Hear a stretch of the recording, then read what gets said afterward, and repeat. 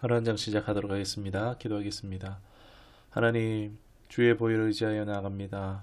지난 이 한 주간 살아가면서 우리가 육신을 따라 살며 또 현실과 타협하고 순종보다는 불순종이 훨씬 많았던 그 모든 삶을 주님 앞에 고하며 나아갑니다.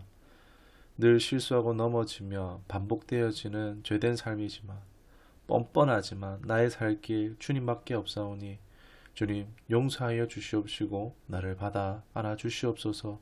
있는 모습 그대로 받아 주시고 하나님 안아 주시옵소서. 그 하나님의 은혜를 사모하며 예수님의 이름으로 기도드리옵나이다. 아멘.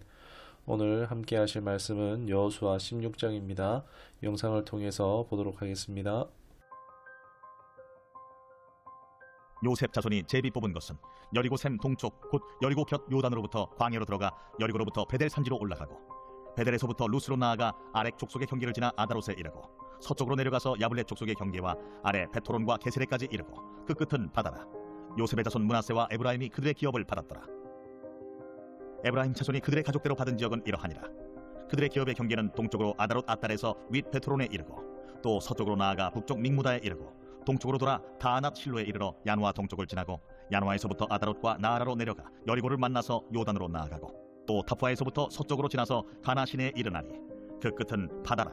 에브라임 자손의 지파가 그들의 가족대로 받은 기업이 이러하였고 그 외에 므낫세 자손의 기업 중에서 에브라임 자손을 위하여 구분한 모든 성읍과 그 마을들도 있었더라.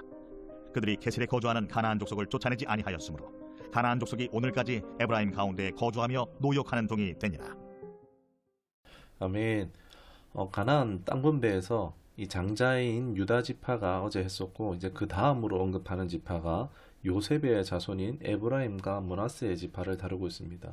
이게 성경에서 우선순위는 중요합니다. 므낫세와 에브라임 지파가 이어서 나오고 있는 것은 바로 요셉의 공적으로 인해서 그렇다 할 수 있겠습니다. 창세기 48장에 보면은 이 두 지파에 대해서는 두 배 몫을 주라라고 유언되어져 있는데 그것이 실로 성취되어지고 있는 장이 바로 16장이라고 할 수 있겠습니다. 그냥 하나님을 위해서 요셉이 헌신되고 희생의 삶을 살았지 않습니까? 그 요셉을 통해서 당대뿐만이 아니라 후손에게까지 복을 주시는 영적 원리를 발견할 수가 있습니다.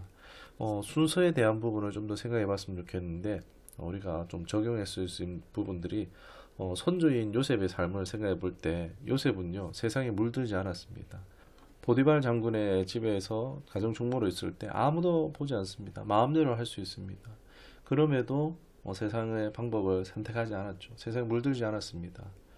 예, 그러므로 인해서 억울한 일을 당하고 감옥에도 갔지만 참 극악의 상황 속에 계속 처했지만 하나님과 함께하고 하나님의 도우심을 믿고 최선을 다하며 살아갔던 그 삶을 하나님께서 인정해 주셨다라고 볼 수 있겠습니다. 그 복이 당대와 후손에까지 미쳐졌다라고 할 수 있겠죠.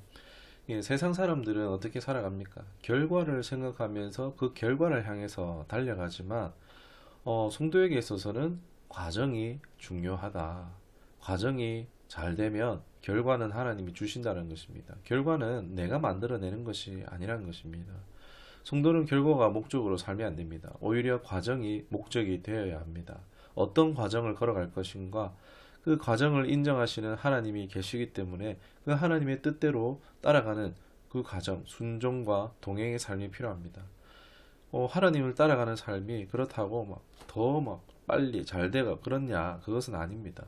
결과가 세상보다 더딜 수도 있습니다.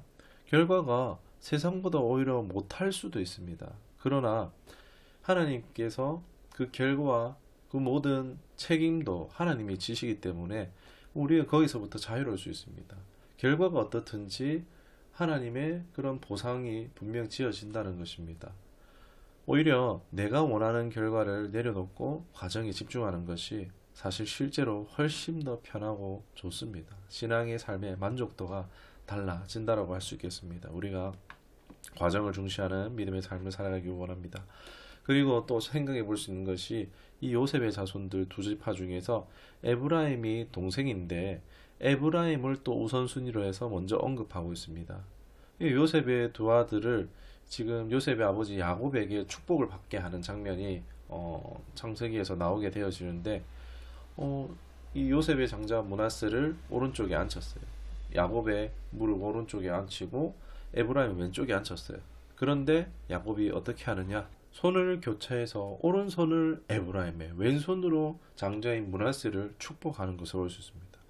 보통 오른손이 장자의 축복입니다. 성경에 보면 하나님의 능력을 언급할 때도 오른손이 다 등장합니다. 그 장자의 축복을 오히려 차남인 에브라임이 받고 있는 것을 볼 수 있습니다. 그래서 땅 분배 순서도 지금 에브라임이 먼저 오는 것을 볼 수 있습니다. 요셉이 이 당시 아버지가 눈이 잘 안 보여서 그런가 보다 하고 바로 고쳐드리려고 했지만 야곱은 나도 안다, 나도 안다 하더라 라고 말합니다. 그러나 아우가 더 큰 자가 될 것이라며 오히려 차남인 에브라임에게 장자의 축복을 주었습니다. 이 야곱을 통해서 하나님의 마음이 나타나 보여졌고 부어졌다라고 할 수가 있겠습니다.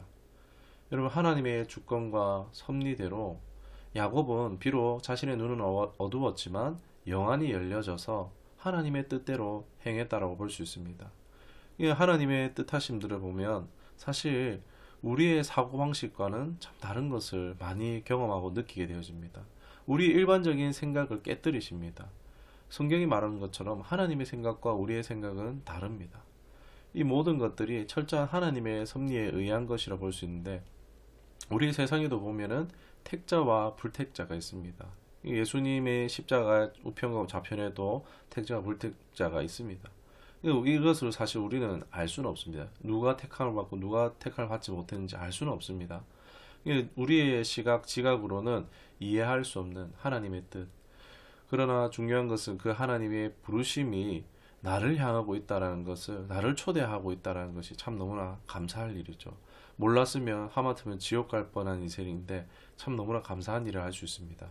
영접하는 자, 그 이름을 믿는 자들에게 하나님의 자녀가 되는 권세를 주셨습니다. 이 모든 것들이 사실 하나님 주권 안에 있습니다. 내가 자랑할 것도 없죠. 그냥 하나님 손 안에 있다는 것입니다. 그렇기 때문에 오히려 또 우리는 두려워할 필요가 없습니다. 내가 막 하나님의 뜻을 끝까지 막 기어이 끊임없이 거절하고 벗어나지 않는 이상이야 하나님의 택함 받은 축복된 인생이라는 것을 여러분 믿으시기를 주님 이름으로 축원합니다. 그리고 요셉의 자손들의 이 주요 거점들이 지금 다 정복되어져 있는 상태입니다. 이들이 이제 그 뽑혀진 지역으로 가서 나머지 그 왕들과 성읍을 함락시켜야 됩니다. 하나님은 손 까딱 안 하고 우리가 마치 사장님처럼 대기업 사장님처럼 앉아서 사인이나 하는 것처럼 그렇게 계시는 것이 아니라 함께 하시고 오히려 앞서 행하시는 하나님의 모습을 여호수아의 전반부에서 계속 볼 수 있었습니다. 그 하나님께서는 할 수 있도록 계속 치밀하게 그들 가운데 역사하고 계십니다. 그래서 우리는 하나님과 함께함을 믿고 어떠한 여건 안에서든지 최선을 다하는 자가 되어야 합니다. 거기에 하나님이 함께 하시고 하나님 능력을 나타내 보이시기 때문입니다. 그러나 안타깝게도 지금 에브라임도 자신의 그 영역 안에 있는 게셀이라는 족속을 쫓아내지 않습니다.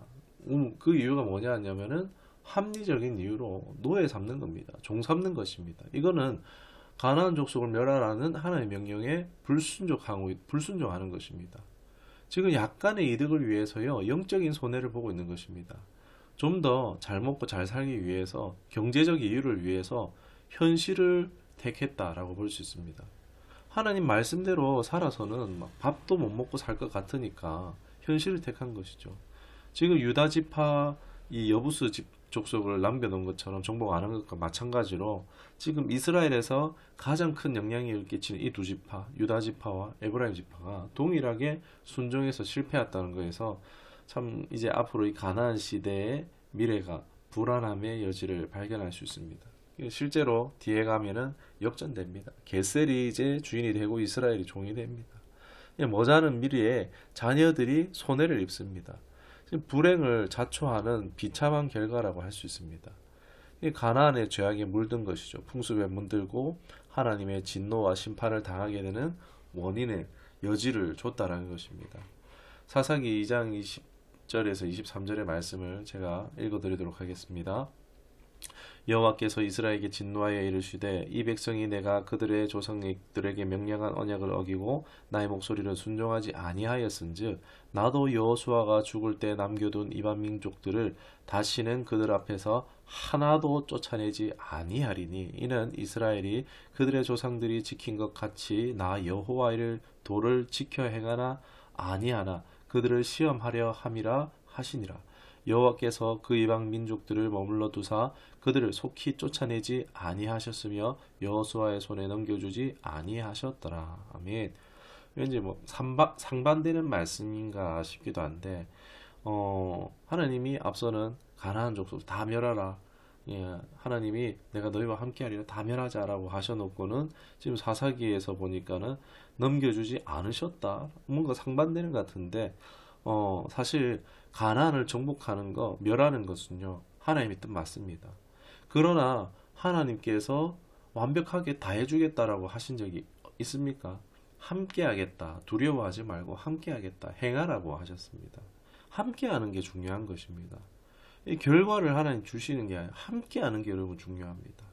그러나 그 함께하는 것을 하지 않은 것은 하나님이 함께하지 않았습니까? 이스라엘 백성이 함께하지 않은 겁니까? 끝까지 하나님과 함께하지 않았다라는 것입니다. 원인이 하나님께 있는 것이 아닙니다. 불순종을 했기 때문에 하나님께서는 결국 그 부분에서 다 넘겨주지 않으셨던 거예요. 그들의 이제 믿음을 시험하시고자 본인들이 선택하게 하신 것입니다. 이들을 남겨서 하나님의 말씀에 순종하는지 순종하지 않는지 보려고 하셨다는 것입니다. 이 가나안의 남은 족속들은요, 마치 창세기에서 창세기의 동상 중앙에 있는 나무, 선하게 알게 하는 나무처럼 그렇게 사용하십니다. 순종이냐 불순종이냐 선택할 수 있는 장치죠.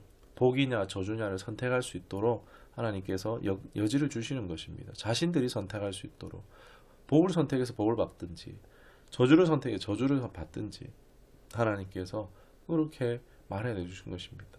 하나님 선택할 시에는 계속해서 신정국가로서 국가, 국방, 경제, 농림 이런 부분에 하나님의 계속 지키고 돌보심을 누릴 수 있도록 합니다. 그러나 만약 하나님을 선택하지 않고 떠났을 때에는 하나님도 떠나시는 거죠.